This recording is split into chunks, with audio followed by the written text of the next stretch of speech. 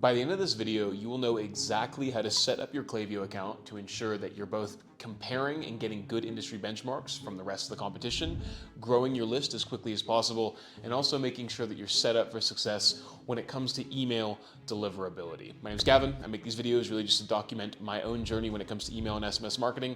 If you need a hand with email marketing, check out the description. There's a link to the school community, which you can subscribe to, and a bunch of other cool free resources. But without wasting more of your time, let's get into the video. Okay, so setting up your account in Klaviyo. Assuming you're using Klaviyo, this is the first page you're probably going to see within your account. Now, this is an account that we have just set up, but I'm going to run you through the exact step-by-step process you need to go through to make sure everything is set up correctly. The first thing you need to do is you need to click Settings here, and you need to click Organization. Well, you can do a little bit of formatting here, but personally, this is largely already done. Set your language to English, of course, but go into Organization here. And when you go into Organization, you need to set your default sender email address. Now, if you haven't set up your dedicated sending domain, you're probably going to see this error message, and I'll run you through that in a second. But it's really important that you set up everything correctly here and make sure that your default sender address is an actual email address that is being monitored by your team or your company, because the last thing you want is someone to reply to this email address and it not go anywhere. Obviously, set your organization settings, set your language, set your time zone. And this is another thing that's important to set up just from a reporting perspective. This is your industry information. And when you set the industry, you're essentially telling Klaviyo what type of business you have.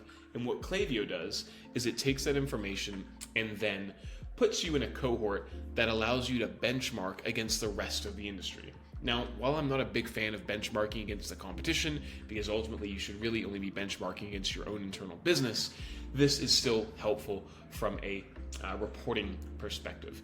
So really important to just get all that set up. Now, another thing you need to focus on is users and teams.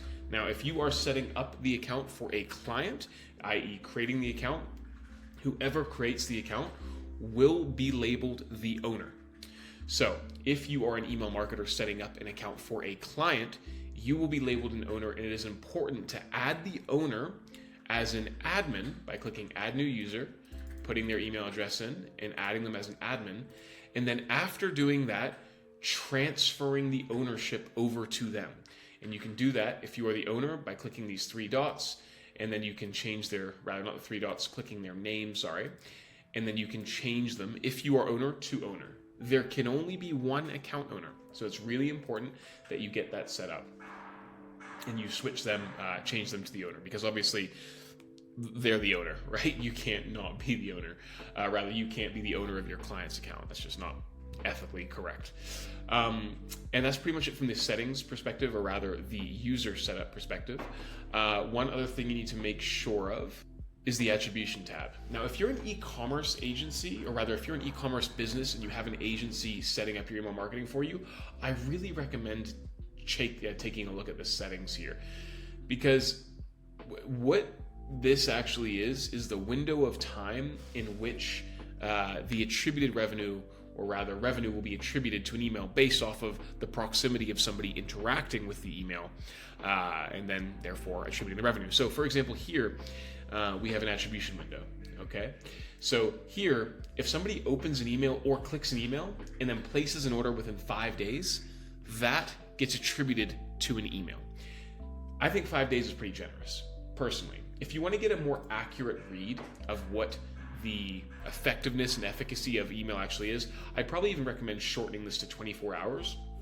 The reason I say, if you're an e-commerce business, to check this is because some agencies can be kind of shady, and they can say, without you knowing, they can expand the attribution window, and then that makes the attributed revenue get inflated and exaggerates the actual efficacy of their work. For example, if I change this to 10 days, all of a sudden the revenue that I'm generating from an email marketing perspective is going to increase drastically, right?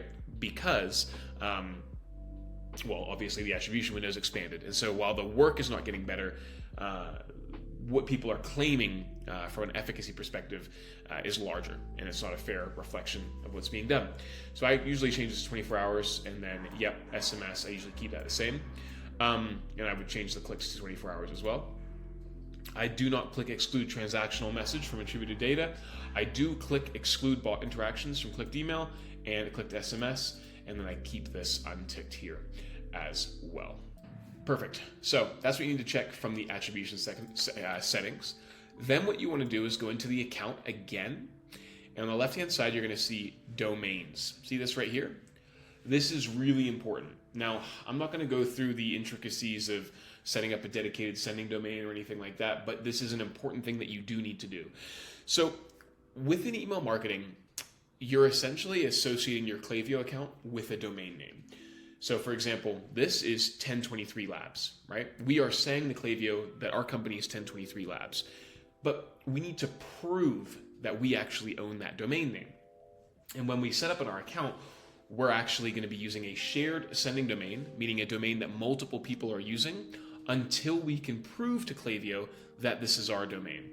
And the way that we prove to Klaviyo is we add DNS records to our domain name wherever our domain name is hosted. For example, GoDaddy, Cloudflare, Namecheap. We have to add records to the DNS records to ensure that, well, the records are given to us by Klaviyo. We need to add the records that Klaviyo gives us to the domain name, and that proves to Klaviyo, okay, yep, we've given them these records, they have added them to their domain name, so we can therefore verify that they own this domain name. That's really important. Until then, you're using a shared sender domain, and eventually, as you can see here, Klaviyo is going to shut that down, right? Soon, messages that do not have a branded sender domain will either be skipped within a flow or held as draft in the campaign. So I recommend getting your dedicated sending domain set up.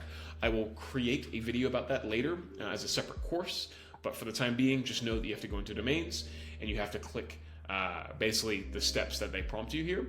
But here, as you can see, the client has already added the domain names, DNS records, to their domain hoster.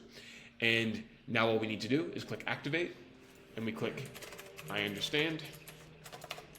And now this client is using a dedicated sending domain. It is no longer using a shared sender domain, which is going to improve its deliverability and should get rid of this error message. There we go. See, it's gone from all the other things. Really important. This is one of the fundamentals that we have to have set up. The other thing that we need to make sure is integrations. So as you can see here, this client is set up with WooCommerce. Most of you guys watching this are probably using a Shopify store, but the fundamentals remain the same. You have to click integrate. You have to go explore apps and then add the e-commerce store that you're essentially selling, or rather the e-commerce platform that you're selling on, to feed that data into Klaviyo. Now, as you can see here, this has largely been done, and we have our store URL, the domain's here. And it's really important that you ensure that you're collecting email subscribers and that you're adding them to a specific list, so that when somebody subscribes at checkout via Shopify or WooCommerce, for example, they are added to a list within Klaviyo, okay? And as you can see here, we can see all the metrics that are getting populated through. We can see, okay, cool, someone started checkout 14 minutes ago, and that data is then going to be fed into Klaviyo to ensure that we can trigger our automations. This is, I mean, without this, you're kind of screwed, right? You need to have this set up within your account. And also, by getting that integration done, you can then trigger your pop-up forms to start showing up and capturing more subscribers, okay? Really, really important that you do that. Apart from that, those are actually the fundamentals of getting your Klaviyo account set up. One other thing I do recommend, though, is making sure that your lists, so if you go into lists and segments, and you find all of your lists, especially the lists that you are pointing your subscribers to, are set to single opt-in. So let me show you that. Let's assume the Zip Chat October is the main list. Well, actually, just for illustrative purposes, select email list. So email list is where all of our subscribers are being pointed to. Okay, I'm gonna show you something here that you need to do for all of your lists, essentially. Go into the list. This is me in the list. You can see members. Go into settings, click consent, and make sure you tick single opt-in. Do not tick double opt-in. Tick single opt-in. What this means is that somebody doesn't have to confirm twice, meaning they don't have to subscribe to email marketing and then double opt-in, confirm again to get your emails. I don't recommend doing that unless your deliverability is really, really, really bad, and I will make other videos about how to improve your deliverability later on. But for the time being, just make sure you set things to single opt-in. All right, now let's go on to some more videos. If you're watching this on YouTube, fantastic. Thank you for watching. Subscribe to the channel and actually check out my school community. So I'm recording a bunch of content to educate people on how to do email marketing, how to properly run an email marketing sales strategy, how to build out flows. If that sounds like something that would be useful to you, check out the description of this video, link there. And if you want help with your email marketing in a personal one-on-one perspective, cool, let's chat. I'd love to. Check out my calendar link down below as well. And also, if you join the school community, I host weekly 1-hour catch-ups too. So you can pretty much get some of my time there for probably cheaper than it would be to get on a one-on-one call with me. Check out the newsletter, a bunch of free resources in the description of this video as well. But until then, we'll see you in the next one.